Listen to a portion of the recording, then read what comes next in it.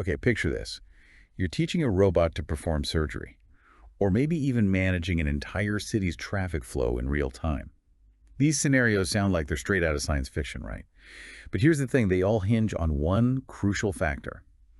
Can our algorithms actually find the absolute best solution, especially when they're facing a sea of possibilities? That's exactly the challenge in a nutshell. It's like trying to find a tiny, perfect diamond buried somewhere in a giant sandbox. There are tons of possibilities, and it's really easy to get stuck with something that seems good but isn't actually the best. So how do we tackle that? That's what today's deep dive is all about. We're taking a look at this fascinating research paper, Landscape of Policy Optimization for Finite-Horizon MDPs with General State in Action. Now, I know that sounds a bit intimidating, but trust me, the core idea is super intriguing. Basically, it's like finding a shortcut to make sure our algorithms are hitting those optimal solutions, even in incredibly complex scenarios. And this shortcut could be a game changer. For years, researchers have been hitting a wall with certain complex problems. They knew better solutions were out there, like those diamonds in the sandbox, but proving their algorithms could find them was a nightmare. This paper might have cracked the code. Okay, let's unpack this. The paper focuses on something called policy gradient methods. Now, don't worry too much about the technical jargon. Just think of it as a way to train AI agents, like our robot surgeon or traffic controller, to make smarter decisions over time. And this is where it gets really interesting. They introduced something called the KL condition, short for Kurdyka-Lojasiewicz, but let's stick with KL for sanity's sake. Think of it like this. You're a hiker trying to find the highest peak in a mountain range. Without a map, you might end up on a hilltop, thinking you've reached the summit, right? The KL condition is like a map, guaranteeing that if you follow its path, you'll eventually reach that absolute highest point. So instead of our algorithms getting lost in a maze of possibilities, this KL condition acts as a guide, ensuring they're always on the right track to the best solution. Exactly. To put it another way, imagine you're back in that giant sandbox searching for that perfect diamond. The KL condition is like having a metal detector that starts beeping louder the closer you get to the diamond. It tells you, keep going, you're on the right track, even when the search gets tough. That's a great analogy. So it's not just about finding a solution, but finding the absolute best solution, even in the most complex scenarios. That's huge. But how does this actually play out in the research? What kinds of problems are they tackling with this KL condition? They cover a wide range of issues. One cool thing they do is apply the KL condition to something called entropy regularized tabular MDPs. Now bear with me for a second. Imagine a robot trying to navigate a maze, but it only gets blurry glimpses of its surroundings. This framework helps the robot make smart decisions even with limited information, kind of like navigating a dark room by feeling your way around.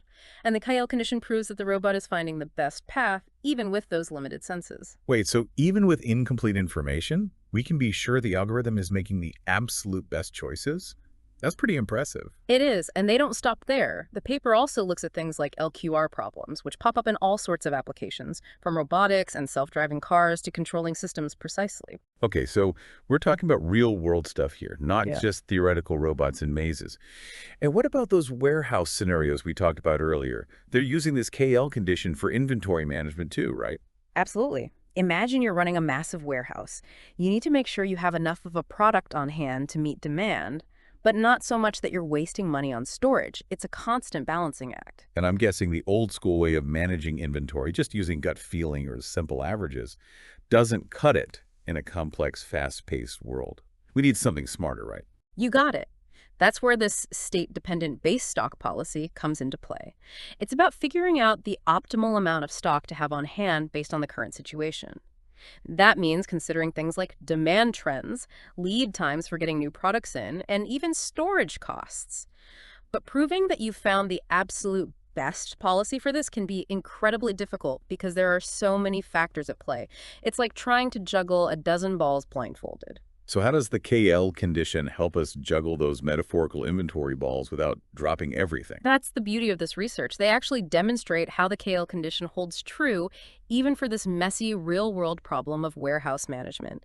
It's like having a safety net that ensures our algorithm isn't getting stuck with a good enough solution, but is actually finding its way to the absolute best way to manage that warehouse, even with all those complex variables. Hold on. So you're telling me this KL condition can actually guarantee we're managing the warehouse in the absolute best way possible? No more second-guessing those inventory orders. You got it. And the implications go far beyond just warehouses.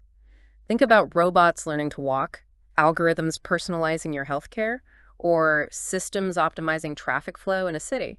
Wow. So this isn't just some abstract mathematical concept. It has the potential to impact all kinds of industries and aspects of our lives. This is already blowing my mind, and we're just getting started. Right, there's more to this KL condition. There's always more to uncover. Remember how we were talking about those mountains of data often needed for these complex problems? Yeah, it feels like everything in the world of AI requires tons of data these days. I mean, it's almost like you can never have too much data, right? It's true, data is like the fuel for these algorithms. But what if I told you this research also hints at a way to get the same amazing results with less of it? Now you're really speaking my language. In a world obsessed with big data, are you saying we might actually need less data? How is that even possible? That's the exciting part. The paper dives into the idea of sample complexity. Don't let the fancy term throw you off. It just means figuring out how much data you need to feed an algorithm for it to learn effectively. Okay, so it's like finding the sweet spot, enough data for the algorithm to learn, but not so much that we're drowning in it. Sort of like finding the right amount of fuel to get where you need to go. Too much and you're bogged down. Exactly. And what they found is that by using this KL condition, we can significantly reduce the amount of data needed to train our algorithms.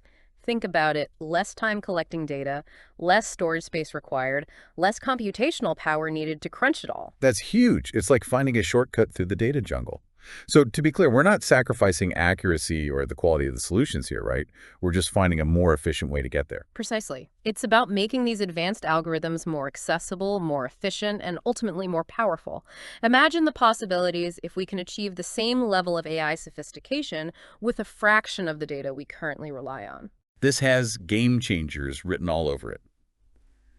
Okay, so we've covered the KL condition, its impact on sample complexity, and we've touched on some pretty incredible real-world applications. But let's zoom out a bit.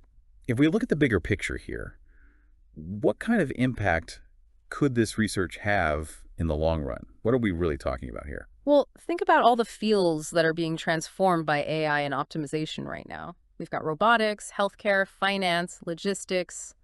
The list goes on and on. This research has the potential to supercharge all those advancements and then some. So we're not just talking about incremental improvements here, but potentially major breakthroughs. You give me some chills here. You got it.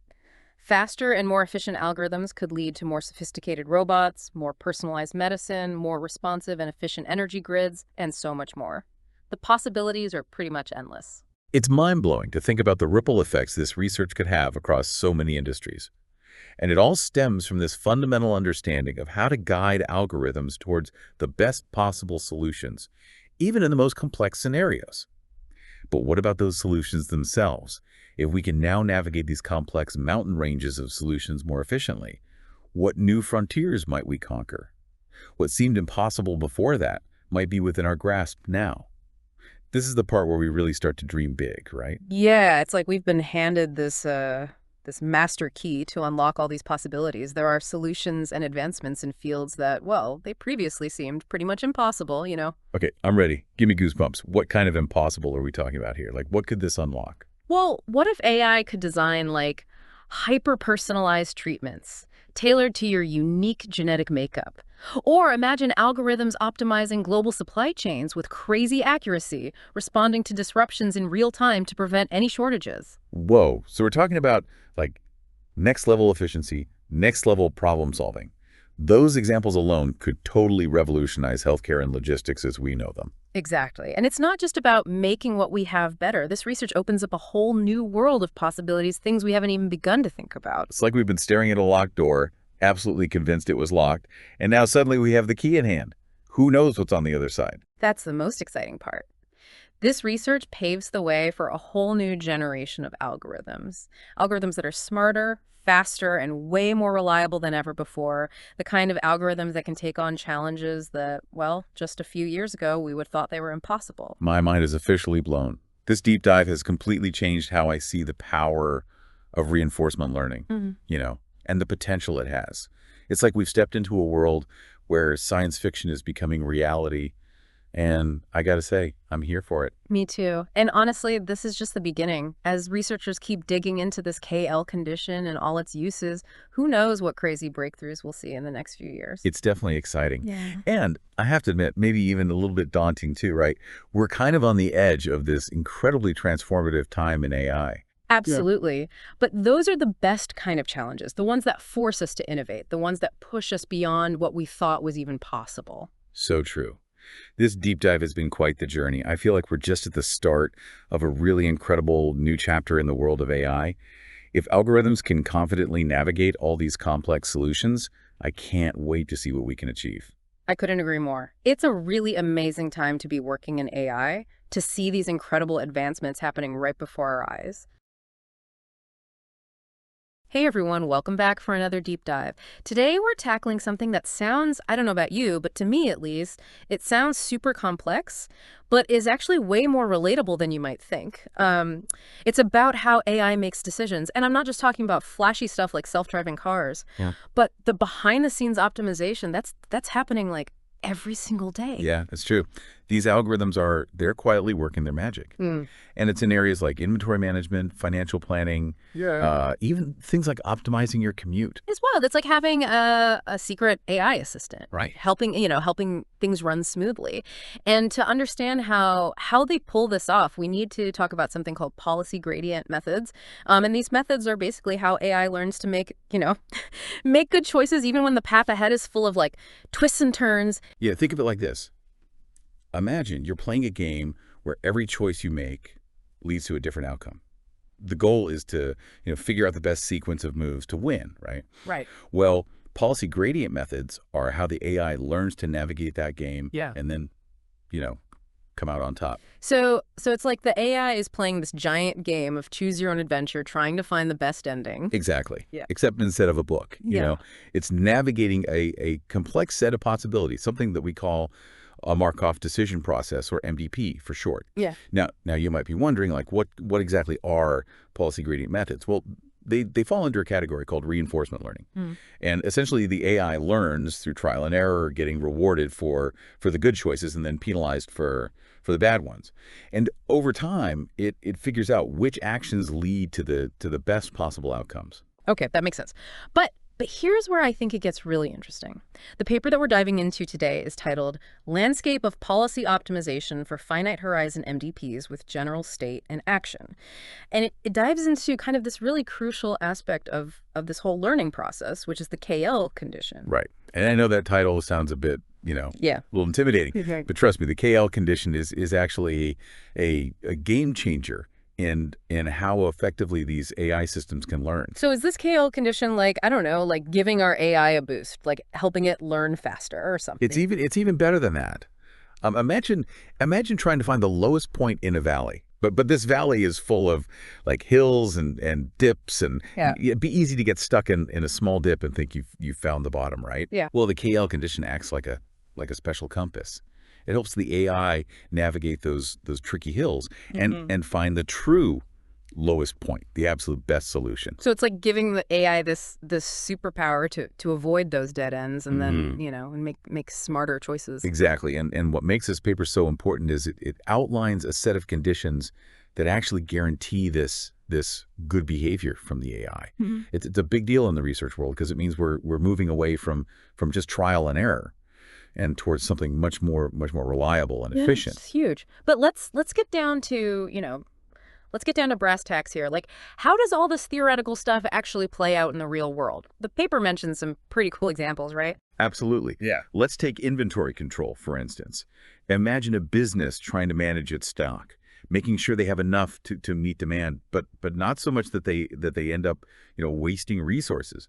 This research, especially with, the insights into the KL condition, can help optimize that entire process, even when customer demand is totally unpredictable. You mean like being able to predict how many rolls of toilet paper people will buy during a pandemic? Okay, maybe that's a stretch, but you get the idea. This could be a game changer for businesses, right? Absolutely, and it doesn't stop there. This research has implications for everything from personal finance to robotics. We're talking about a future where AI can help us make smarter decisions in almost every aspect of our lives. Now this is where I really start to geek out. So let's break down each of these applications one by one, starting with inventory management. Not exactly the first thing that comes to mind when you think, cutting edge AI, right? Yeah. But this paper, like honestly, it blew my mind with how powerful this stuff could be. Yeah, it's one of those things I think we take for granted, but Yep. efficient inventory control, it's like the backbone of so many businesses, right? And this research could really be a game changer, especially for companies that are dealing with unpredictable demand. Okay, so walk me through it. How does AI specifically with this KL condition actually make inventory management better? All right, imagine you're running an online store, right? You need to make sure that you know, you have enough of each product in stock so you can fulfill orders, but at the same time, you don't want to have too much and end up with like a warehouse full of stuff that's just sitting there. Right, right. Traditional methods, they often rely on like past sales data, and they just kind of assume that the future demand will follow those same patterns. But what happens when you have like these sudden shifts in demand, like during a heat wave, or Yeah. maybe something goes viral on social media? Right, yeah, that's gonna throw a wrench in things. Totally, and that's where the KL condition comes in. So it's like the AI can, I don't know, it can anticipate those sudden spikes in demand for like, I don't know, inflatable pools and unicorn floaties, that kind of thing. Exactly. Think of the KL condition as a way for the AI to constantly adjust its strategy based on all this new information that's coming in. So instead of just looking at the historical data, it can start to factor in things like weather patterns, social media trends, even economic indicators, And this allows it to make much more accurate predictions about future demand, even when there's a lot of uncertainty. That's incredible. So instead of relying on like guesswork or just, these outdated methods, businesses can use AI to make sure they have like the right amount of inventory at the right time. Less waste, happier customers, and ultimately, Yeah, higher that's profit. precisely. And what's really groundbreaking about this paper, I think, is that it provides, for the first time, proven guarantees about the effectiveness of these AI-powered inventory control systems. It's not just theoretical anymore. Mhm. We're talking about real-world results that can, I think, really transform how businesses operate. Okay, now I'm really seeing the potential here. But we've only scratched the surface of the examples in this paper, right? What about using this technology for like personal finance? That feels like something that could impact, everyone listening. Absolutely. And it's another area where this research could have a huge impact, I think. Think about how many financial decisions we make every single day, Hmm. often without really knowing if we're making the best choices. Oh, tell me about it. I'm still trying to figure out if that avocado toast was worth it last week. My budget app is judging me. I can feel it. Imagine having an AI-powered financial advisor Mhm. that could not only track your spending, but also analyze, your financial goals, your risk tolerance, Yeah. even the current economic Just climate. take all the thinking out of it, basically. Exactly. You Yeah. could you could use all that information to guide you towards the best possible financial decisions, whether you're, saving for a down payment on a house, investing for retirement, or just trying to, Right. manage your daily expenses more effectively. Okay, now that's the kind of AI assistant I could really get behind. No more agonizing over, investment decisions or feeling guilty about that impulse purchase at the grocery store. Sign me up. We might not be there just yet, but this research really lays the groundwork for a future where AI can empower us to make, Yeah. smarter, more informed financial decisions, regardless of our financial literacy or expertise. That's a future I can definitely get on board with. But before we all rush out to open, AI managed bank accounts, let's talk about one more area where this research has like massive implications, and that's robotical. Yeah, robotics is where things get really interesting because it takes this concept of AI decision making to a whole new level, I think. From what I understand, this is where that whole choose your own adventure analogy like it becomes even more relevant. Exactly. Imagine a robot navigating, a busy warehouse, sorting packages, avoiding obstacles, Hmm. and constantly adapting to new information, or a self-driving car, navigating city streets, making split-second decisions to ensure the safety of its passengers and pedestrians. Right, and those scenarios just seem like infinitely more complex than just choosing the best ending in a book. They are, but with policy gradient methods, and especially with this deeper understanding of the KL condition, we can design robots that are more adaptable, more efficient, and more capable of making optimal decisions in real time, even in the most challenging and unpredictable environments.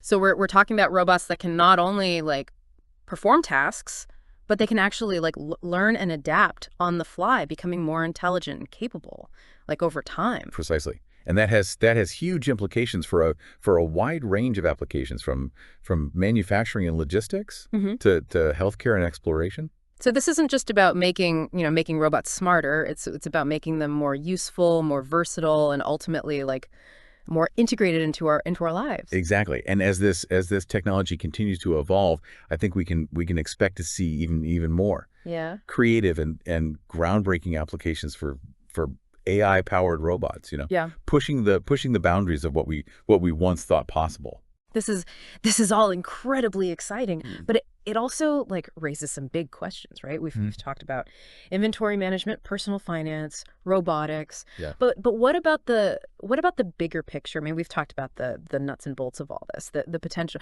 We even had like, a few aha moments, I think, talking about this KL condition. But what really sets this research apart, like beyond all the cool applications, is that it's not just about making AI like smarter. It's about making AI more reliable. Yeah, you're spot on. This isn't just about getting AI to find a solution. It's about finding a solution that we can actually like trust. Sure.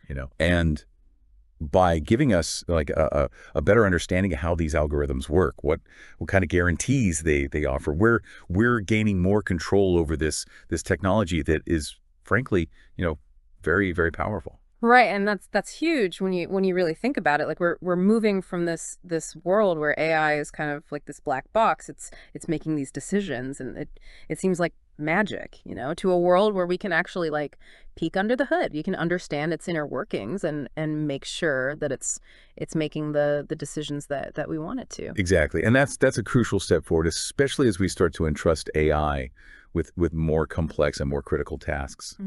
Take self-driving cars, for instance. I mean, we wouldn't want to just trust them blindly. Right. Yeah. I like knowing like how my car works, at least like a little bit, even if I can't fix it myself. Exactly. We need to be able to understand how their like decision making works, how they react to different situations, and how reliable they really are. Makes sense. We want to be confident that our AI assistants are making, smart choices, safe choices, ethical choices, and this research is kind of like giving us the tools to make sure that happens. And that's just the beginning. I mean, think about the possibilities here. If we can use AI to optimize inventory and manage finances and design these smarter robots, what else could we achieve with this? The potential is truly boundless. So where do you see all this growing? Like what other areas of our lives could benefit from this kind of AI powered optimization? Well, healthcare is an obvious one, I think. Imagine using these methods to optimize, drug development, personalized treatment plans, even early disease detection. The impact could be truly life-changing. It's pretty mind-blowing when you really think about it. And what about like education? Could this kind of technology help, personalize learning experiences, create more engaging educational content, or even like help students, develop their critical thinking skills? Definitely. There's a whole world of possibilities out there just waiting to be explored. And honestly, I think this research is just the tip of the iceberg. It's enough to like make your head spin, right? But in a good way, It's exciting to think about all the ways that this research could like shape the future. Absolutely. So for anyone listening who's eager to kind of dive deeper into this, I highly recommend checking out the paper that we discussed today. It's a dense read, I'll be honest, but I promise you it's worth it. And for those of you who want to like explore more, I mean, there are tons of resources online. You can learn more about, reinforcement learning, policy gradient methods. You can even start experimenting with AI algorithms yourself. Yeah, the world of AI is constantly evolving. And with research like this, pushing the boundaries of what's possible, the future is looking pretty bright. Well said. And on that optimistic note, we'll wrap up our deep dive into the world of AI decision making. Thanks for joining us, and we'll see you next time for another fascinating exploration of the cutting edge of knowledge. Ever feel like you're stuck in that decision making maze, just completely unsure which path to take? Well, get this. Today's deep dive is all about how AI grapples with those same dilemmas. We're diving into the world of algorithms, machine learning, and a whole lot of strategic thinking. And you know what? It's way more relatable than you might think. Picture this. AI is a character in a video game, right? Constantly leveling up, gaining new skills. Okay, hold on. I love that analogy. AI is a video game hero. That definitely makes it less intimidating and way more fun. But seriously, how does AI actually figure out which moves will lead to those epic wins? That's where this research paper we're diving into comes in. It's called, get ready for it, Landscape of Policy Optimization for Finite-Horizon MDPs with General State in Action. Okay, wow. That's a mouthful. I know, it's a bit of a tongue twister. But basically, it boils down to how AI learns through something called reinforcement learning. So is that kind of like when I finally mastered parallel parking? Took me a few too many attempts, let's just say. Exactly. Think trial and error, but on a supercharged AI-powered level. Okay, so instead of parking spots, we're talking AI making decisions, like for self-driving cars or something. You got it. This paper really digs into how AI finds the optimal policy. It's like a master strategy guide to navigate those tricky real-world situations, making the absolute best decision every single time. All right, I'm with you so far. So if this policy is like the ultimate strategy guide, what's the actual playing field look like? Because I imagine AI decision-making to be a bit of a wild ride. You're spot on. And this paper dives into this concept called, get ready for it again, a non-convex landscape for AI decisions. So picture a landscape, right? But it's full of valleys, which represent good solutions, and then these treacherous peaks, basically the AI's worst nightmare. Oh, I see. So navigating this crazy landscape, finding those perfect solutions, that's the real challenge. Exactly. It's like AI is on this obstacle course trying to reach the finish line. So how does it do that? How does AI find its way through this decision-making obstacle course without, taking a wrong step and tumbling down one of those peaks? That's where some brilliant mathematicians come in. They've developed something called and I'll try to say this slowly, the Kurdyka-Lojasiewicz condition, or K for short. Got it. Much easier. Right. Think of it like giving our AI hero a superpowered map and compass to navigate that tricky landscape. Okay, that sounds incredibly useful. It's like our AI just got a major upgrade. But I'm a show me kind of person. How does this kind of thing actually work in the real world? Give me an example. Okay, so imagine AI managing a company's inventory. We're talking warehouses, tons of products flying off the shelves. It's a whole thing. Yeah, it's like a logistical symphony, right? Exactly. The cut condition helps the AI juggle all these different factors, like predicting demand, minimizing storage costs, all to make the most profitable decisions possible every single time. Okay, now we're talking. But what about self-driving cars? Does this Ka thing apply there? I mean, it sounds promising, but I'm still a little hesitant to completely hand over the wheel to AI, you know what I mean? I hear you. The paper actually uses this example called cash balance problems, and it really shines a light on this. Imagine a self-driving car, and it's constantly analyzing data from all its sensors. So we're talking speed, distance from other cars, maybe even pedestrian movements, all of that. All of it. And the co-condition helps it crunch all that data in real time, right? Making those split-second decisions that are absolutely crucial for safety. Wow, that's a lot of pressure. So we're talking about AI that's not just intelligent, it's like hyper-aware and lightning fast, almost like it has instincts, just knows the right move. But how does it get to that point? What's the secret sauce? It all comes down to something called, are you ready for it? Policy gradient methods. It's like AI's secret weapon for leveling up its decision-making game. Ooh, secret weapon. Okay, now you're speaking my language. So it's like our AI hero is hitting the gym, getting those reps in, becoming a total decision-making machine. You got it. These methods are like giving our AI a compass, right? And that compass always points to those rewarding valleys we were talking about in the landscape, those good solutions. Helps it steer clear of those nasty peaks, the bad decisions. So it's not just like randomly trying things and hoping for the best. There's an actual method to all of this AI madness. Exactly. It's strategic. And here's the really cool part. This paper shows that under certain conditions, these policy gradient methods, they don't just lead to any solution, they actually guarantee that the AI will find the absolute best solution possible. Okay, now that's what I call peak performance, reaching the top of the leaderboard, AI style. But let's bring it back down to earth for a second. How does all this fancy math actually play out in the real world? What are the tangible examples? Absolutely. One fascinating example the paper really digs into is, get ready for this, entropy regularized tabular MDPs. Whoa, okay, that one sounds a little intense, even for me. I know it's a mouthful. But think of it this way. Imagine our AI is a chess grandmaster. It's played a million games, knows all the best moves, but it's become a little predictable. Entropy regularization is like saying, hey, AI, think outside the box, try something new.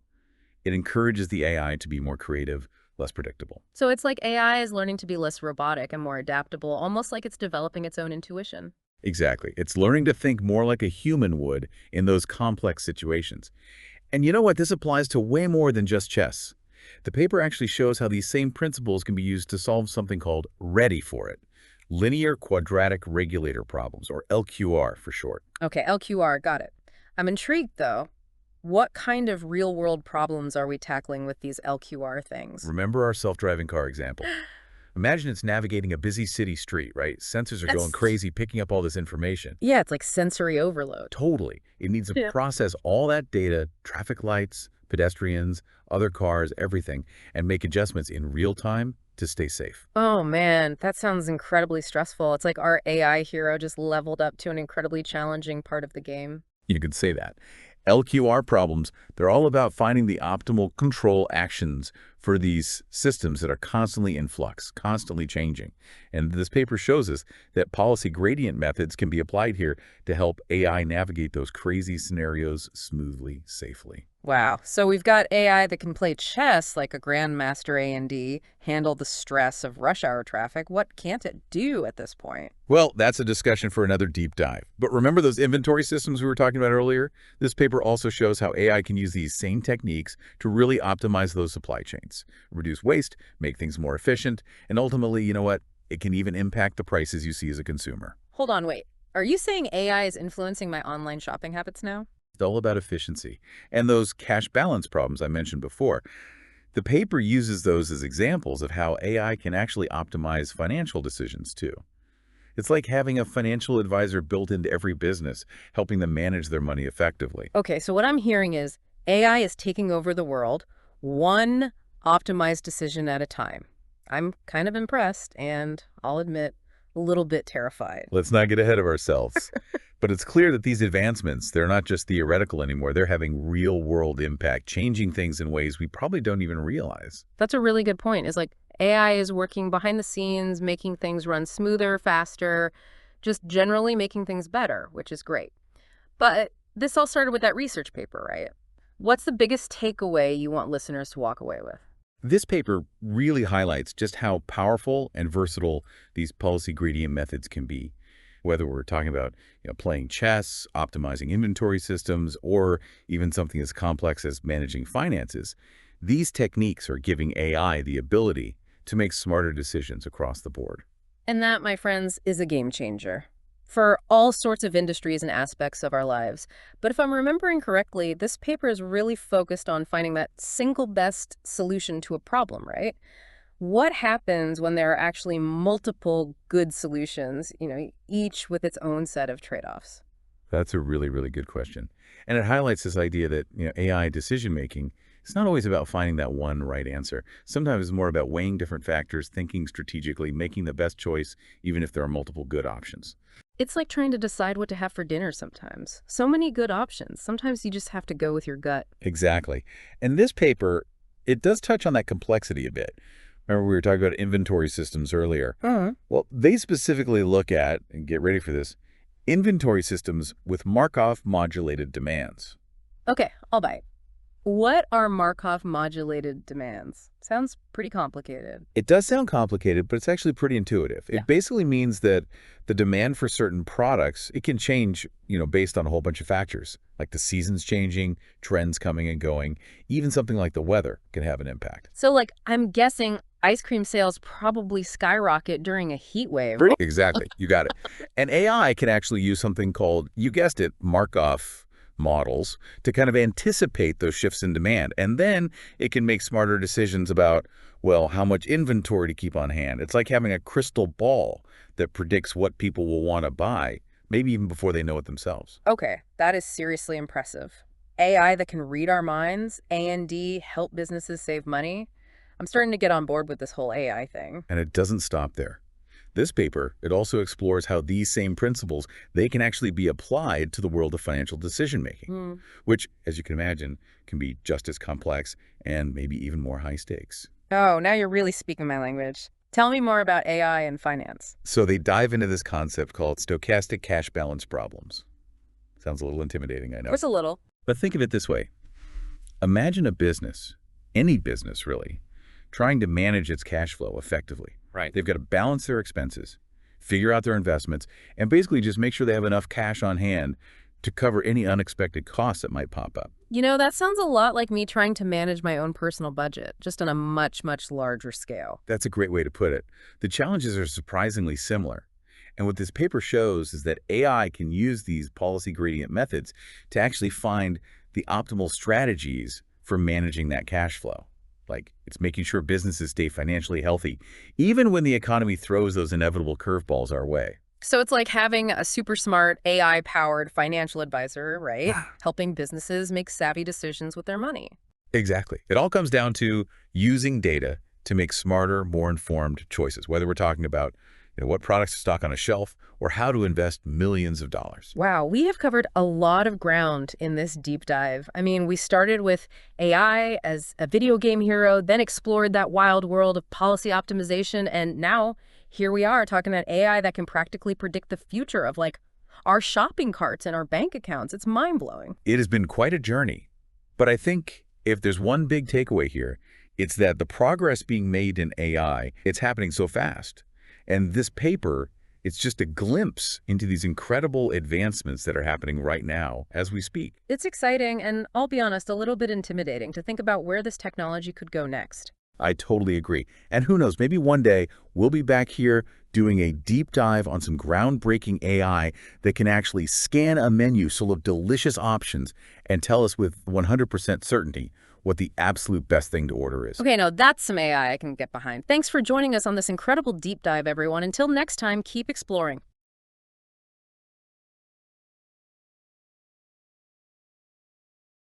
Ever wonder how AI systems like learn to make decisions? And I'm talking about, complex situations, like always changing, unpredictable, things like robots learning new things. Yeah. Self-driving cars, right? Yeah. Navigating traffic, even managing like inventories, right?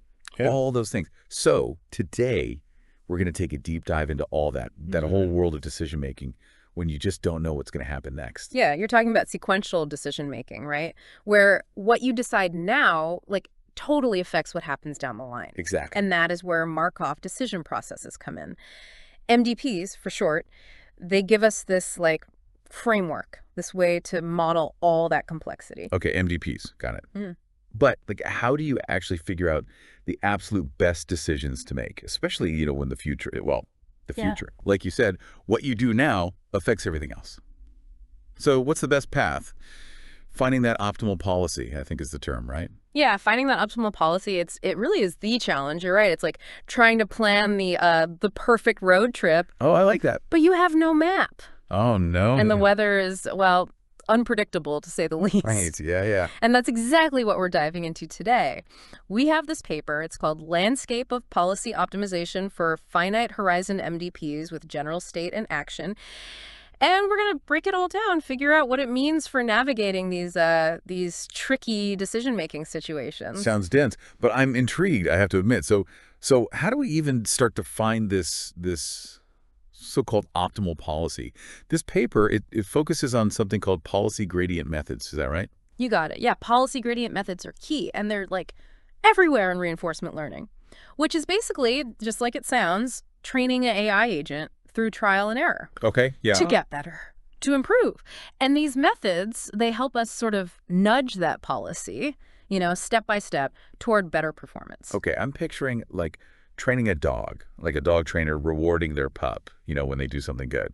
So you're slowly shaping their actions to get like the outcome you want, right? Exactly. But, and I feel like there's a but coming here. Of course. How do you know that you're not just rewarding the dog for, like, sitting politely, and then they miss out on learning a cool trick later on? Yeah. You know what I mean? Like, how do we make sure we're not missing something better? You are spot on. That is a fantastic analogy and a crucial point.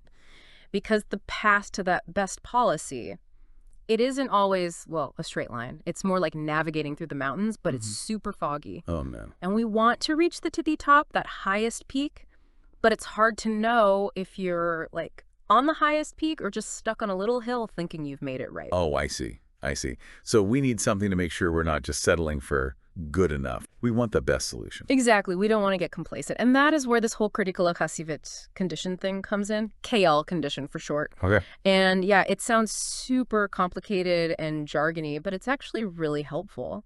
Because it's like our compass, right? It makes sure we're always moving toward that summit. Yeah. Towards the best possible decision making. Okay. The KL condition. I got to admit, it still sounds a little, intimidating. Yeah. A bit. How does it actually work, though? Yeah. In practice? Okay, let's break it down a little bit. Okay. Picture this. You're a hiker. Okay. And you're trying to find the lowest point, in a valley. Okay. I'm with you. But here's the thing. It's a super foggy day. Oh, no. Not again. You can't see anything. Just my immediate surroundings, Exactly. You can only see what's right around you. But you have this special compass. Okay. And this compass, it always points downhill. Okay. No matter what. Even if there are, like, bumps along the way. So it's like it helps me navigate around obstacles. So I keep going down even when it's, like, tough. Exactly. It keeps you on track. You know you're moving in the right direction. Yeah. Towards better and better solutions. That's what the KL condition does for us. I like it. I'm starting to get the picture. So the valley, that's like what? The policy performance landscape. Is that what you'd call it? You got it. That's a great way to put it. So that lowest point, way down there, that's the best possible policy. That's the one we want, right? Right. And that KL condition is our guide. It's what keeps us from, getting stuck in those little dips, like those little valleys. That might seem comfy. But they're not the real deal, right? Exactly. They're those suboptimal policies. They're good, but not the best. And we want the best. Right. Right. So we don't settle. We've got our KL compass, and we're going all the way to the bottom, to the best solution. But how do we even know, like, if we can use this compass for our specific problem? Yeah. What if it doesn't work for what I'm doing? That's a great question because, not every problem is the same. Luckily, this paper, it gives us this like set of conditions, like a checklist. Okay. To see if that KL condition, will actually hold true for the problem we're trying to solve. Okay, I like checklists. Let's hear it. What are they? What do I need to check? All right, so the first one, it's all about like keeping things reasonable, not going too crazy. It's called bounded gradients, which basically means we need to make sure our policy changes, those adjustments we're making, they aren't too drastic. So no sudden movement. Exactly. Think of it like steering a giant ship. You wouldn't want to like yank the wheel too hard. Right out of control. Right. You'd end up going in circles. Small, steady adjustments. That's key. Okay, small adjustments. Got it. What's next on the checklist? Okay, number 2. It's called the KL condition for expected optimal Q values. Whoa, okay. That's a mouthful. Yeah, it's a bit more, complex. But the gist is, at each step, we need a way to measure how good a decision is. Okay. Like, imagine you have a score. Points. I like it. Right. A goodness score for that decision. Okay, yeah. And that score itself, it also needs to follow the KL condition. That way, we know our compass is always pointing in the right direction. Okay. So it's like we have a compass, but we're also making sure it's like calibrated correctly at each step. Exactly. Like double checking our work as we go, always making sure we're on track. And then finally, the third condition. This one's called sequential decomposition inequalities. And it's all about breaking down the impact of our policy changes over time. So instead of looking at the whole thing all at once? Yeah. It's like imagine building a huge, complex Lego structure, right? I like Legos. This condition, it's like it lets us look at each Lego block, like step by step, make sure each one fits, and that they all lead to that final stable structure. So we're making sure as we go that each step is a good one and that they all add up to something great. Precisely. By looking at those individual steps, we get a much better understanding of how our changes affect the overall policy. And that helps us make sure we're headed in the right direction toward that optimal solution. All right. Enough with the theory already. Let's see what this can do in the real world. Yeah. You mentioned real-world applications. Like, what kind of problems can we actually solve with this KL compass thing? Right, now we're talking. So the paper looks at a few different applications, but the one that really jumped out at me, it was how they use it for entropy regularized tabular MDPs. Okay, you're going to have to, like, remind me what all that means. Right, of course, of course. Okay, so picture this. You've got a simple robot, like really basic, Okay. and it's learning to navigate like a grid, like a simple maze. Yeah, I got you. So at each square on the grid, it's got, limited options. Up, down, left, right. It's like a game. Yeah. Exactly. Like a simple board game, right? And so that's our tabular setup, like the simplified way of making decisions. And then we have entropy regularization, which basically it encourages the robot to, try different things, like be a little adventurous. So instead of just, like, finding one path that works, it's like, what? Exploring other options. Yeah. Just in case. Yeah, exactly. Because it might find something even better, maybe a faster route or like a more efficient way to get around. And what the paper shows is that by adding this element of randomness, like this controlled chaos, basically, we can make sure those tabular MDPs, they fit the KL condition. Okay, so we're, like, shaking things up a little bit. A little bit, just to make sure the robot doesn't get stuck, and Yeah. that it eventually finds like the absolute best path. That is so clever. It's like those maze-solving algorithms, the ones that have to avoid getting stuck in dead ends. Yes, exactly like that. Okay, so that's one application. What else? What other applications are in the paper? Another really cool one is something called linear quadratic regulator problems. Try saying that 3 times fast. I know, right? LQR for sure. It sounds super complicated. It does. But it's not that bad. Basically, think of any system like in the real world that responds proportionally to changes. Like a thermostat, right? Okay, yeah, the thermostat. So like if it gets too cold, the heat kicks on, and if it's too hot, the AC kicks in, right? Exactly. So you've got that nice predictable relationship between the cause and the effect. And a lot of real world systems, they work like that. And the cool thing is this paper actually proves that the KL condition, it holds for those LQR problems, which means basically we can be really confident when we're using policy gradient methods that they'll actually find the best way to control these systems. Like we're not just hoping for the best, we know it's going to work. So my thermostat won't go haywire thanks to this paper. Exactly. I like the sound of that. Okay. But let's make things a little more interesting. What about like when there's a lot of uncertainty, those real nail-biter situations? Can this KL thing help us there too? Oh, absolutely. And the paper actually looks at a couple of those like really common business problems too.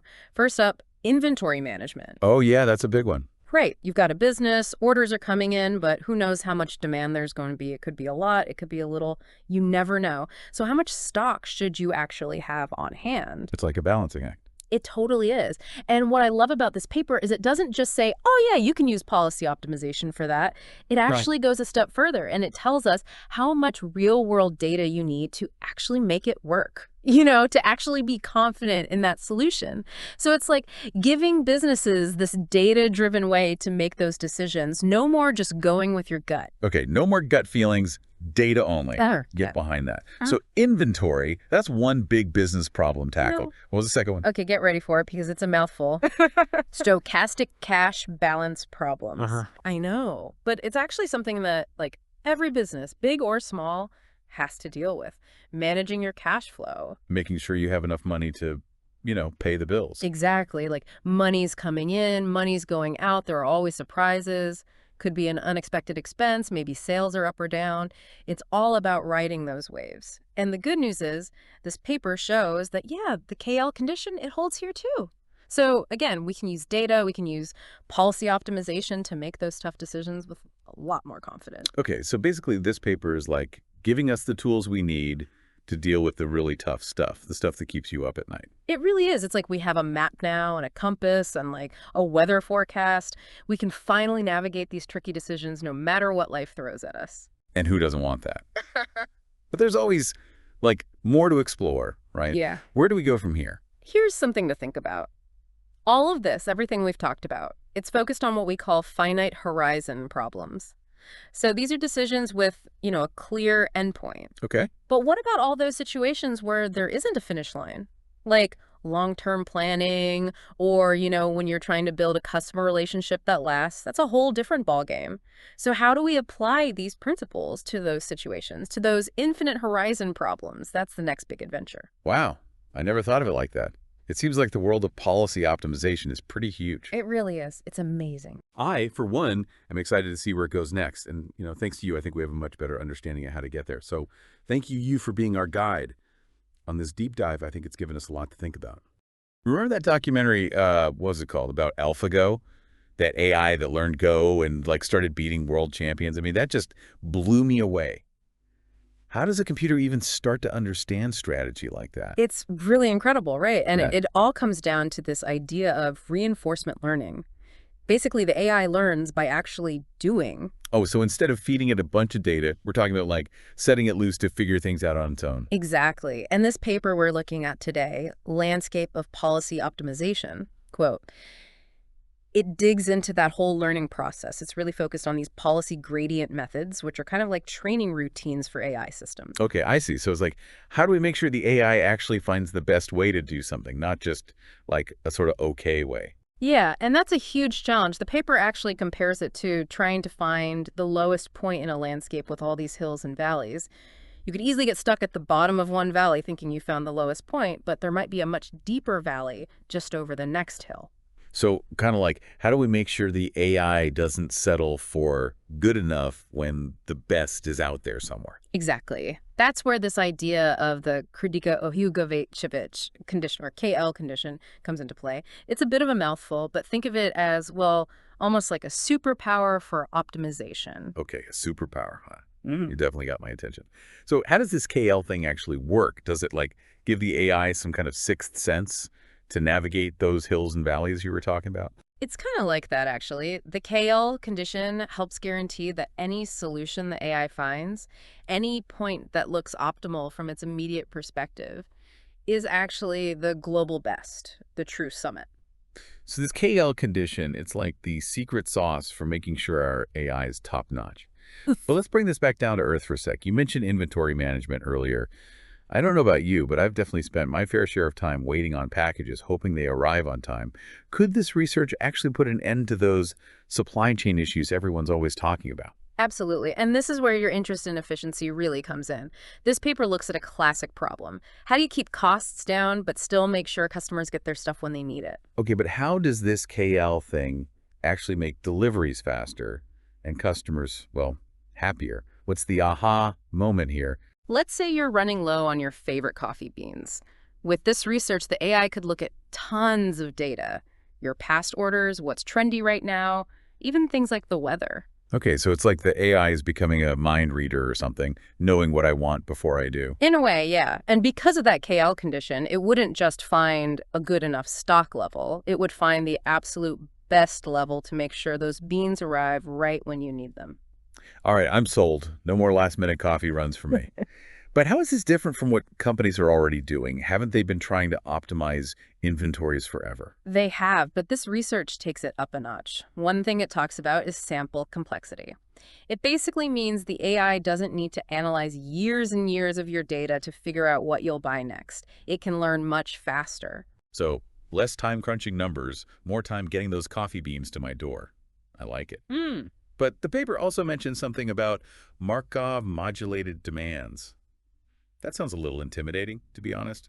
It's not as complicated as it sounds. It just means the AI considers all those outside things that can affect what people buy, like if it's a holiday or what's popular on social media.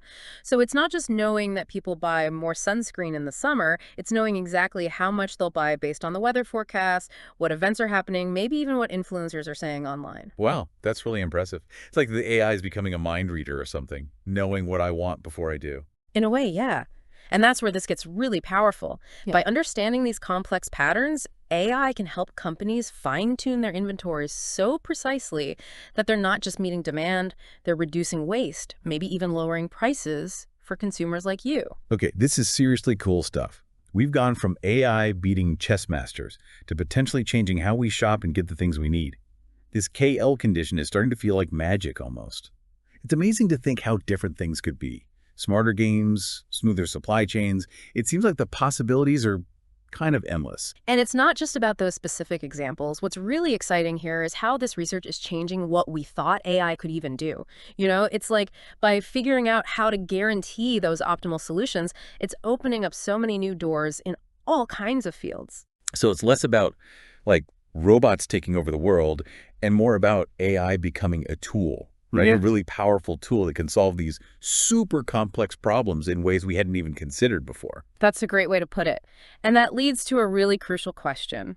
What happens when AI gets this good at optimizing things? I mean, what does it mean for us, for the planet, for the future, really? It's like, it's not enough for it to be optimal, just from the AI's point of view, right? Sure. We have to think about what's best for people, for the planet. It has to work long term. Absolutely. And that's why we can't forget about the human side of things. As AI gets more and more sophisticated, it's on us to make sure it's used ethically and responsibly. We set the goals, the rules, we make sure it's aligned with our values. It's almost like we're entering this, like, a whole new era of teamwork. Humans and AI working together, each bringing their strengths to the table and tackling problems that used to feel impossible. Exactly. And this research, with this focus on finding those truly optimal solutions, well, it's paving the way for a future where, who knows, we might just achieve the impossible. Well, I've got to say, this deep dive has been eye-opening. I never thought a research paper on, what was it, policy optimization could be this interesting. And this is just the beginning. As we keep exploring AI, we're bound to find even more surprising connections, even more possibilities. So next time any of us see some incredible new AI breakthrough, something that seems almost magical, remember this research, it might just be the hidden force shaping our world in ways we never even imagined. Exactly. Keep asking questions. Be curious. Who knows what incredible discoveries are waiting for us? And that's a wrap on another deep dive. We'll be back next time with another deep dive into the world of knowledge.